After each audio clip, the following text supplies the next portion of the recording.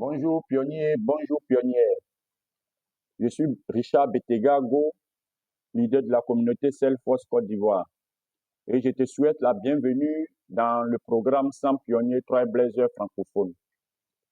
Pour ceux qui viennent de nous prendre en cours, ce programme est organisé par Salesforce User Group Côte d'Ivoire en collaboration avec House on Trail de René Bogen, Allemagne.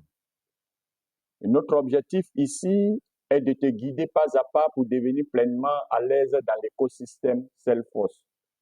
Alors, dans cette autre vidéo qui est consacrée à la session 3, je vais te montrer comment créer ton compte développeur Salesforce, faire ta configuration de base et préparer ton environnement pour tes futurs projets.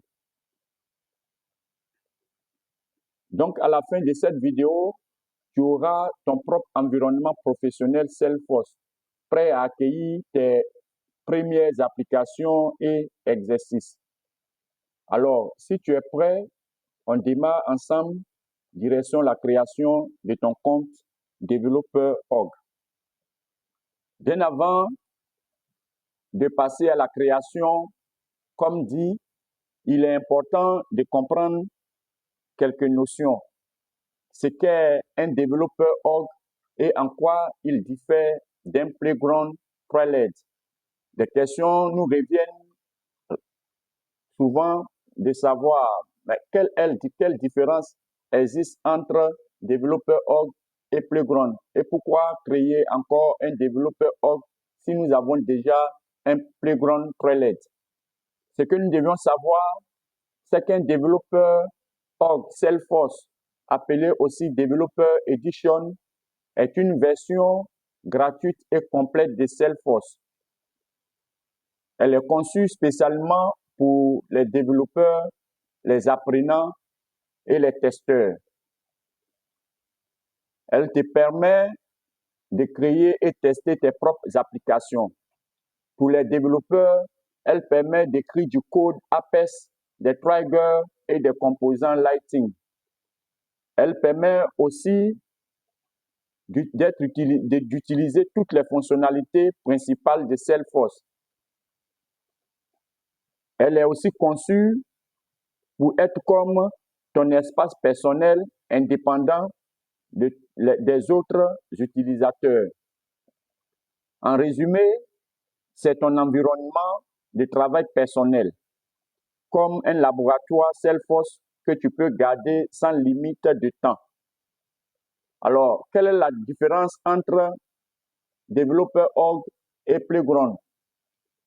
Un playground, comme son nom l'indique, nous le connaissons, nous le savons déjà. Un playground, quant à lui, c'est un environnement temporaire créé automatiquement par Trailhead pour tes essais sur les modules. Ce qui veut dire le playground se trouve uniquement dans ton Trailhead. Tant que tu n'es pas en train de suivre tes cours, tu ne verras pas tu ne verras pas de playground. C'est uniquement là-bas. Pour dire que le playground est comme un cahier d'exercice. Après avoir suivi tes cours, tu es amené à faire tes exercices. Et le playground est l'endroit idéal pour mettre en pratique ce que tu viens de faire. Et après cela, tu es noté. C'est pourquoi, pour ceux qui ont déjà créé leur compte, savent un peu comment ça se passe. Après avoir fait un exercice sur le playground ou bien dans le playground, tu as des points, des badges à la fin. En résumé, ce que tu dois savoir, c'est que le playground est égal à ton terrain d'entraînement Trailhead. Et contrairement à cela, le développeur org est un environnement complet, permanent pour tes projets réels. Lorsque on parle des projets réels, c'est des projets réels que tu peux présenter à des entrepreneurs, tu peux présenter aux recruteurs, tu peux mettre sur ton CV et dire que je maîtrise Salesforce. C'est là où se trouvent les preuves palpables. Tu peux créer un projet et mettre en exécution, proposer à des entrepreneurs qui voudraient utiliser Salesforce, les convertir directement en projet professionnel. Voici ce qu'est un peu la différence entre le développeur org et le playground. Pour aller plus loin, on peut dire encore qu'il y a certains critères entre les deux.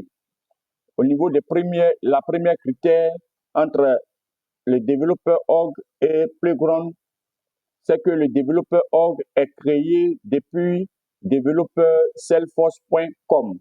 Quant au playground, il est créé automatiquement depuis ton compte Trellead.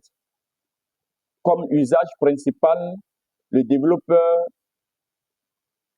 org est un environnement de test de projets professionnels ou personnels. Avec le playground Trellead, c'est le lieu où tu vas faire tes exercices pratiques sur les modules Trellead.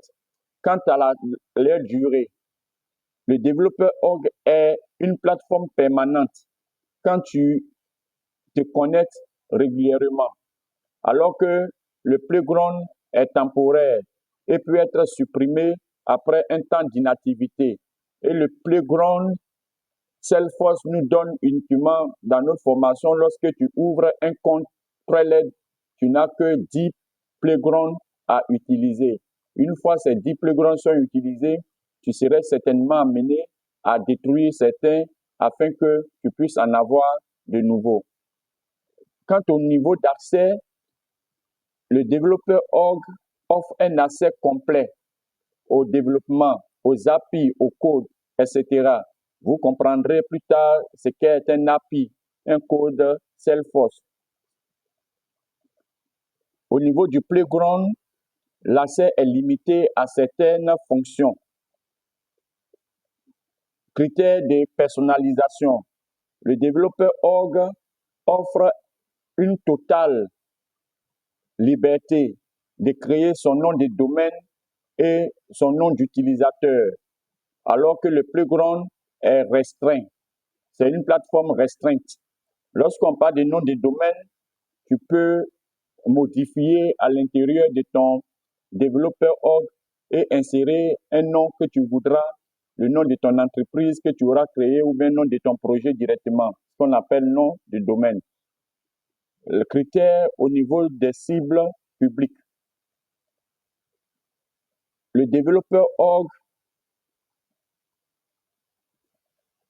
est une plateforme de développeurs, pour les développeurs, pour les administrateurs avancés et pour nous, les apprenants techniques. Quant au playground, Trellead, c'est un endroit pour les débutants, les apprenants sur Trellead. Ce qui veut dire que tous ceux qui voudraient apprendre Salesforce, une fois qu'ils arrivent sur la plateforme Playground, ils sont amenés, ils deviennent comme des apprenants et ils suivent les instructions de Trellead pour apprendre, comprendre ce qu'ils veulent, les domaines qu'ils veulent se performer. Voilà présenté dans toute la dimension, les différences entre le développeur org et le playground Trellead. Alors, j'espère que vous avez bien compris. Désormais, l'esprit est tranquille. Maintenant que tu sais ce qu'est un développeur org, si tu ne comprends pas quelque chose, avant de passer à la seconde session, à la seconde partie, tu peux toujours poser tes questions dans notre plateforme WhatsApp ou en dessous de ces vidéos dans YouTube. À bientôt.